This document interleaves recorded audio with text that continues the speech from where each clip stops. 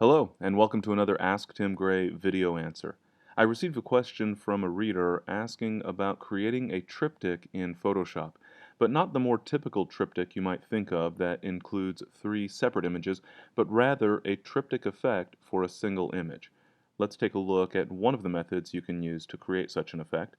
I'll go ahead and start off by displaying the rulers for the image by pressing Ctrl-R on Windows or Command-R on Macintosh. That way I can reference the overall size of the document and figure out exactly where I want to place the guides, which I'll use as the basis of a selection for the layer mask I'll ultimately create. With the rulers displayed, I can then simply click and drag from the ruler to place a guide on the image. And in this case, I'm going to place guides a 1/4 inch from each edge of the image. That will give me an outer bounding area for the image. And then I'm going to place guides that will define exactly where I want each of the individual frames for my triptych to appear. So I'll finish placing each of the guides here. And now we have the outer boundary created.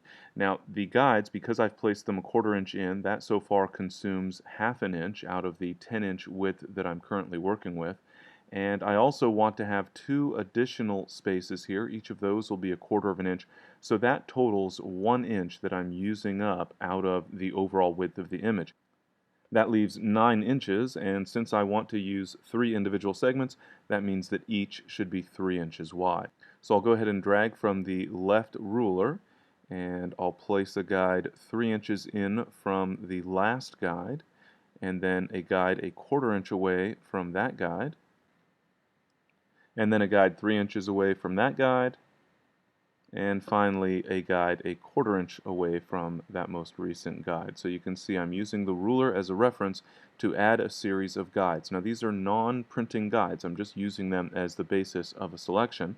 I'll go ahead and choose my rectangular lasso tool from the toolbox, and then I will click and drag, and notice that the selection snaps to the guides. So it's quite easy to create a selection using a guide as the basis.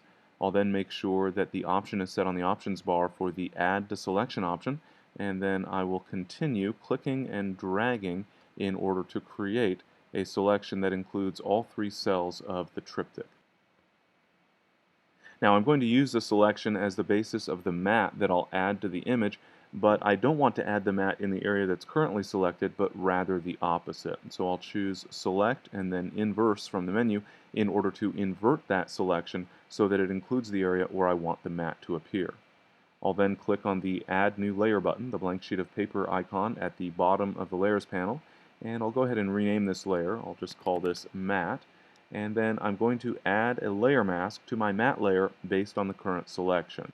So with a selection active and with the matte layer active on the Layers panel, I'll click on the Add Layer Mask button, the circle inside of a square icon at the bottom of the Layers panel.